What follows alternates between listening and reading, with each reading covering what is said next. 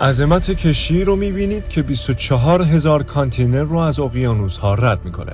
این اورایس یکی از بزرگترین کشتی‌های باری دنیاست و این فقط موتورشه که 2300 تن وزن داره و میتونه برق یک شهر کوچیک رو تأمین کنه.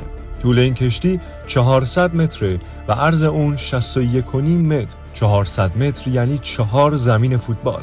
حالا اندازه اون رو در برابر تایتانیک ببینید. اون از برج ایفل هم بلندتره. به طور دقیق تا 23992 کانتینر رو حمل میکنه.